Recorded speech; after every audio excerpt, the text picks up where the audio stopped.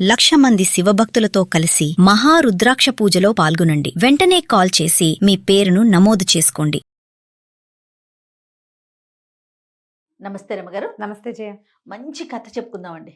నేను నారాయణీయం అని ఒకటి చదువుతాను జయ. నారాయణీయం నారాయణ భట్టదిరి అంటారు. భట్టతిరి అని ఆయన రాశారు. ఈ నారాయణీయము మలయాళ దేశంలో పుట్టింది. వాళ్ళు ఎక్కువ చదువుతారు. సంస్కృతంలోనే ఉంటుంది. అదొక సంచిక అండి, ఒక పుస్తకం ఇది. ఇందులో దశకం 10 శ్లోకాలు, ఒక బంచ్. ఇలాంటివి 100 దశకాలు ఉన్నాయి. అంటే ఎన్ని ఉన్నట్టు శ్లోకాలు? 1000 శ్లోకాలు. తలా పుస్తకం. కేరళ దేశంలో వెలిసి ఉన్నటువంటి గురువాయూరప్ప మీద రాయబడిన పుస్తకం. గురువాయూరప్పకి అంకితం ఇచ్చాడు. ఓకే. అది పూర్తిగా ఏమిటంటే మా శ్రీమద్ భాగవతం తాలూకు చిన్న వెర్షన్ అనమాట అనుకుందాం. అట్లా మా భారత భాగవతంలో ఉన్న అధ్యాయాలు అవి కనపడతాయి కదా, రకరకాలు. అంటే కృష్ణ పరమాత్మ విష్ణుమూర్తి యొక్క రకరకాల స్వరూపాలు అవన్నిటిని వర్ణిస్తూ ఇప్పుడు ప్రస్తుతం నేను అందులో 55వ దశకం చదువుతున్నా.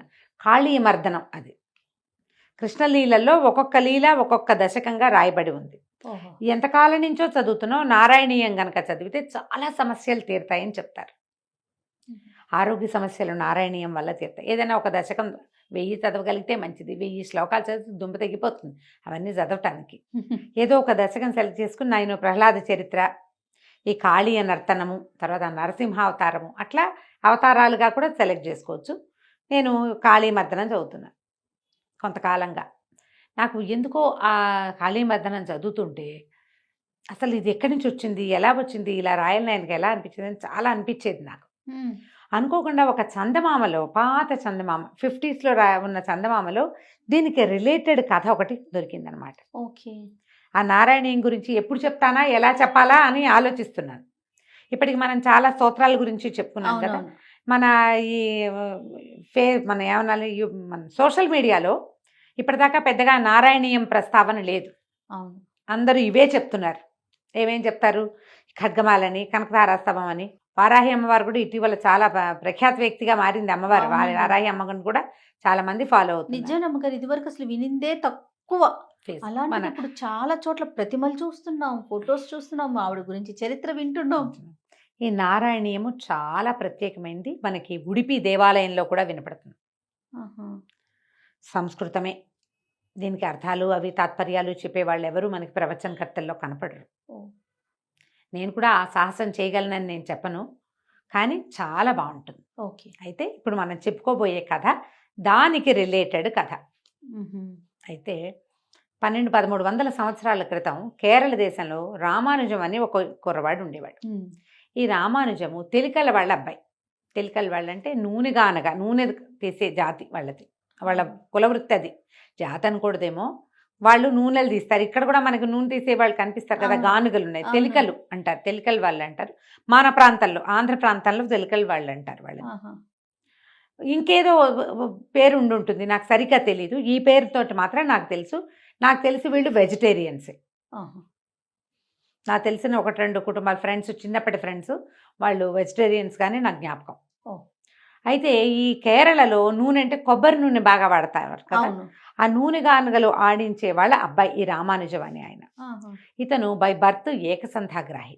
ఏదైనా ఇట్లా వింటే అట్లా వచ్చేసేది. కానీ బళ్ళోకి వెళ్ళే విధానం ఆనాడు ఈ జాతులకి లేదు. మరి విద్యా విధానాలు అవి వేరుగా ఉండేవి కదా. 1200-1300 సంవత్సరాల నాటి కథ అంటే ఇప్పట్లాగా లేదు కదా. అయితే ఇతను పాఠశాల ముందు నుంచి వెళ్తూ పాఠశాలలో 10 శ్లోకాలు 10 వినపడితే వినగానే వచ్చేసేవి. అవి మళ్ళీ మళ్ళీ చదువుకునేవాడు, గుర్తుపెట్టుకునేవాడు. ఒకసారి వింటే వచ్చేస్తుంది. ఏకసంధాగ్రాహి అంటే ఒక్కసారి వింటే వచ్చేవాడు. అయితే క్రమంగా ఇతను వేద పాఠశాలలకి వాటికి నూనె ఇచ్చి రావడానికి వెళ్ళేటప్పుడు ఒక్కో పనస వినడం నేర్చుకున్నాడు. వినేవాడు వచ్చేసేది. అయితే వేద పాఠశాలకు వెళ్ళినా, ఏ పండితుల ఇళ్లలోకి వెళ్ళినా వేద పనసలు అవి వినపడుతూ ఉండేవి. వింటూ ఉండేవాడు. వింటే వచ్చేస్తుంది ఇంతే. అయితే ఒకనాడు ఏమైందట, కానీ అబ్బాయికి ఏ పాఠశాల ప్రవేశము లేదు ఈ పిల్లాడికి. ఒకనాడు ఏమైంది, ఒక బ్రాహ్మణుల ఇంటికి ఇతను నూనె పట్టించి పట్టుకెళ్ళాడు. వాళ్ళు కొబ్బరి చిప్పలు అవి ఇచ్చారు, నువ్వులు అవి ఇచ్చారు. అవన్నీ పుచ్చుకొని వెళ్ళాడు. వెళ్ళేసరికల్లా ఆ పండితుడు ఆయన ఒక చిన్న సైజు పండితుడు పిల్లవాడికి ఏదో చెప్పిస్తున్నాడు.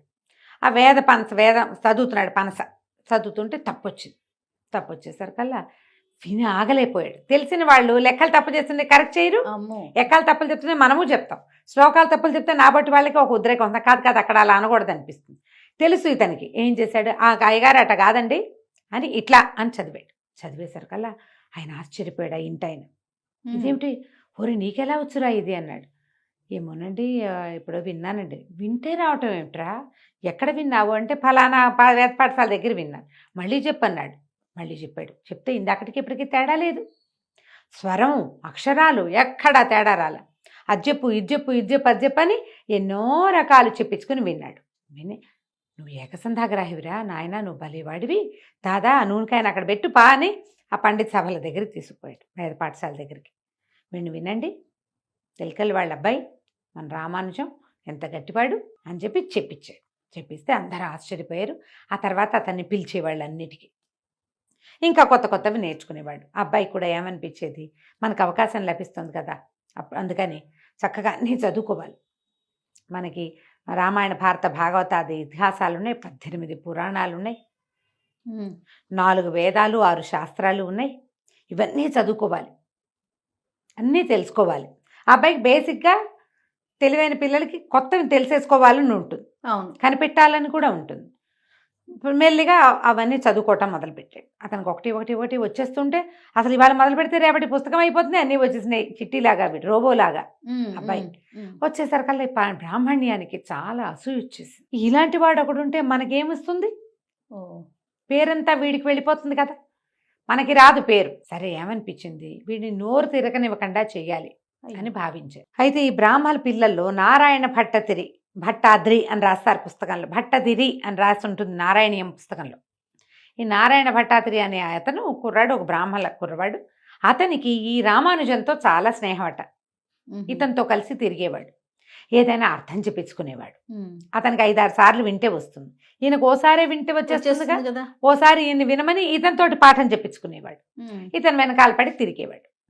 సరే ఏమైంది, అతను తన పని మానుకోలే, కులవృత్తిగానే ఉంది, నూనె పెట్టేవాడు. ఓసారి బ్రాహ్మణ సమారాధన ఏదో జరిగినప్పుడు ఒక ప్రత్యేకంగా పాయసం తెప్పి చేయించి అందులో నోరు పడిపోయి కొంచెం వెరితనం వచ్చే రకపు మందేదో కలిపారు వాళ్ళు. కలిపి, అబ్బాయి ఇది ప్రసాదం రా, బ్రాహ్మణులకే ఇస్తారు, అబ్రాహ్మణులకి ఇవ్వరు, నీ విద్య పట్ల గౌరవంతో నీకు ఇస్తున్నామంటే ఈ రామానుజం చాలా సంతోషించాడు. భగవంతుడు నాకు ఇచ్చిన అవకాశంగా భావించి ఆ ప్రసాదం నోట్లో వేసుకున్నాడు. వేసుకునేసరికల్లా కాసేపటికి మెల్లిగా అది పనిచేయటం మొదలుపెట్టింది, తల తిరిగిపోయింది, పడిపోయాడు. ఇంటికి తీసుకొచ్చారు. 1-2 పూటలు గడిచేసరికల్లా మాట మందగించిపోయింది.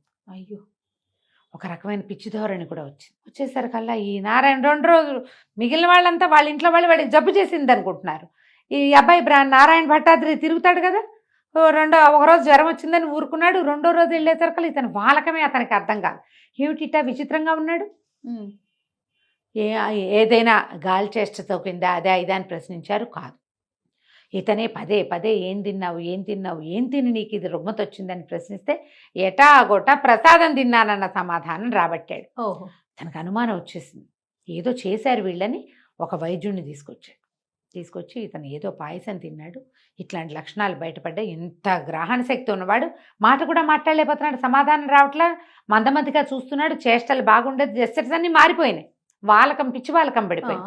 ఇక ఆయన మందులు వాడి మొత్తానికి సరిచేశాడు.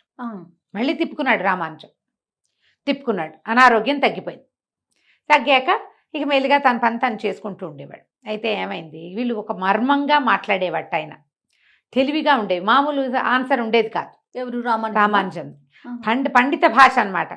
ఓ రోజు ఈ నారాయణ భట్టాద్రి వచ్చి అడిగాడు, నీ దగ్గర తైలం మంచిదేనా, నాణ్యమైందేనా అని అడిగితే, 10 పప్పుల సార ఉంది నా తైలంలో అని చెప్పాట.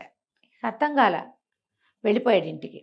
10 పప్పుల సారం అంటే ఏమిటి, 10 పప్పులు ఎందుకు వేస్తారు ఎవరైనాను, దీంట్లో వేస్తే కొబ్బరి చిప్పలు వేయాలి లేదా నువ్వులు వేయాలి, పల్లీలు అవి అక్కడ వాళ్ళు వాడరు, అయితే నువ్వులు లేకపోతే కొబ్బరి, రెండిట్లో 2 పదార్థాలు ఉంటాయి, 10 పప్పులు ఎట్లా ఉంటాయి.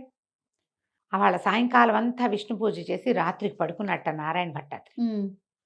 పడుకుంటే ఆయనకి విష్ణుమూర్తి కల్లో కనపడ్డాడు.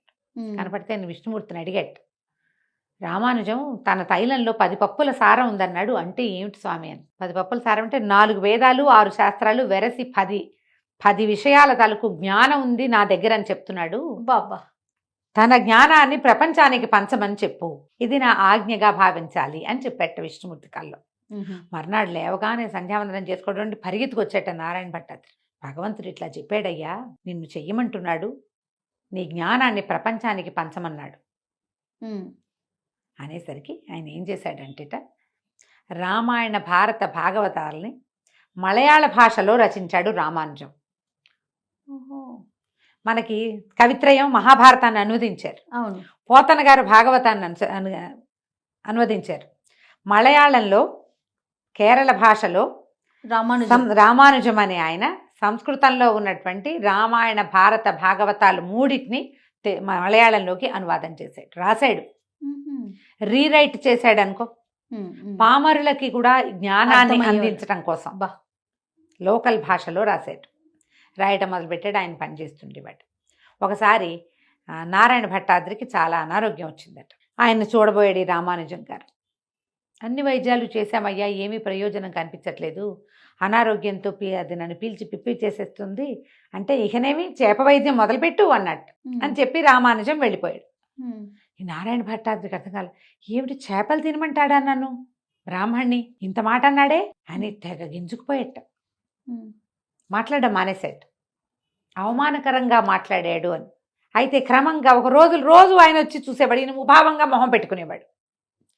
5-6 రోజుల తర్వాత, ఏమయ్యా మాట్లాడడం మానేసావు, ఏమిటంటే, మరి నువ్వు అంత అవమానకరంగా మాట్లాడితే ఏం సమాధానం చెప్పంటావు, జబ్బుతో ఉన్నవాడిని చేపలు తినమన్నావు కదా నువ్వు అంటే ఆయన నవ్వెట్. నేను గూఢంగా మాట్లాడతాను, నువ్వు మర్చిపోయావా, చేపంటే ఏమిటి శ్రీమన్నారాయణుడి ప్రథమ అవతారం, దశావతారాలు మొదలుపెట్టు, దశావతార సేవ చేయి, ఆరోగ్యం చక్కబడుతుంది అని చెప్పాడు. అప్పుడు ఆయన, అయ్యో భగవంతుడి ఆజ్ఞ ఇది, రామాయణ భారత భాగవతాలు తను చేసినవాడు నాకు ఇట్లా ప్రత్యేకంగా చెప్తున్నాడంటే నన్ను చేయమని కదా అర్థం. దశావతార వర్ణన క్రమాన్ని తీసుకుని నారాయణీయాన్ని రచించాడు ఆయన. నారాయణ భట్టాద్రి ఆయన రాసిందే నేను చెప్పిన నారాయణీయం. 1000 శ్లోకాలు ఉన్నాయి అందులో. అది ఈ రామానుజం ఆజ్ఞ చొప్పున చేశాడు. ఆయన ఇచ్చిన ఐడియాతోటి. ఆజ్ఞని అనకూడదు, సలహా. ఆయన ఆరోగ్యము చక్కబడింది. ఈ కేరళ దేశంలో గురువాయూరులోనే ఈ నారాయణ స్వామి ఉన్నాడు. గురువాయూరప్ప అంటాం కదా, ఆ గురువాయూరప్ప ఆయన ఎట్లా ఉంటాడు, శంఖచక్రధారిగా ఉంటాడు, కృష్ణ స్వరూపం. అవును. ఎంత అందంగా ఉంటాడో జయ ఆయన. అవునండి, చూసాను నేను కూడా. నేను ఎప్పుడో 20 ఏళ్ల క్రితం నా స్నేహితుడు ఒక ఆయన నాగేశ్వరరావు గారిని, జ్యోతిష్యులు, వాళ్ళ ఇంట్లో చూసా ఆ ఫోటోని. నేను ఆ క్యాలెండర్ మీదే నా దృష్టి ఉండిపోయింది. ఎంత ఆకర్షణీయంగా ఉంటుందో ఆ ప్రతిమ. అసలు నేను వాళ్ళు వచ్చినప్పుడల్లా దానికేసి చూస్తాను. ఆయన ఇంకోటి తెప్పించి ఇచ్చారు నాకు. మా ఇంట్లో ఇప్పటికీ ఫ్రేమ్ కట్టించి ఉంచుకున్నాను నేను. ఒక ఆసక్తిని కలగజేస్తుంది అనమాట. ఆయన ఈ 1000 శ్లోకాలు రచించాడు ఈ రామానుజం గారి స్నేహంతో. ఇప్పటికీ కేరళ రాష్ట్రంలోనట అక్షరాభ్యాసం చేయటానికి రామానుజం గారి సొంత ఊరు నుంచి ఇసుక తెప్పించి దాని మీద అక్షరాలు దిద్దిస్తారు. ఆయన వల్లే వాళ్ళకి ఈ భాష అంతా అందింది, ఈ జ్ఞానం అంతా అందింది. ఆయన స్నేహితుడు అవ్వటం వల్లే నారాయణ భట్టాద్రి ఈ నారాయణీయాన్ని రాశాడు. ఎవరికైనా అవకాశం ఉంటే నారాయణీయాన్ని సంపాదించండి. ఒక్కొక్క దశకము స్లోగా నేర్చుకోవచ్చు. మనకి ఏ దశకం మీద ఆసక్తి ఉంటే ఆ దశకమైనా మనం చదువుకోవచ్చు. తప్పకుండా. ఒక్కో దశకం ఒక్కో వృత్తాలు కూడా మారిపోతాయి. అన్నీ ఒకే రకంగా రాయబడలా. దీన్ని బట్టి ఏమంటారంటే, మన సన్నివేశాన్ని బట్టి వృత్తాలు కూడా మారినాయి. ఎవరితోటైనా చెప్పించుకోవాల్సి వస్తుంది కూడాను. అవకాశం ఉంటే దీని గురించి చదవండి, తెలుసుకోండి. ఆ నారాయణీయం బేస్ కథే ఇప్పుడు నేను చెప్పిన ఏకసంధాగ్రాహి కథ. బాగుంది కదా? బాగుందో, ఎంత బాగుందో. నేను ఇంకా ఆయనే రచించారేమో అనుకున్నాను. కాదు, ఆయన ఎంకరేజ్ చేసి ఈయనతో రచింపజేశారు. నమస్తే. నమస్తే.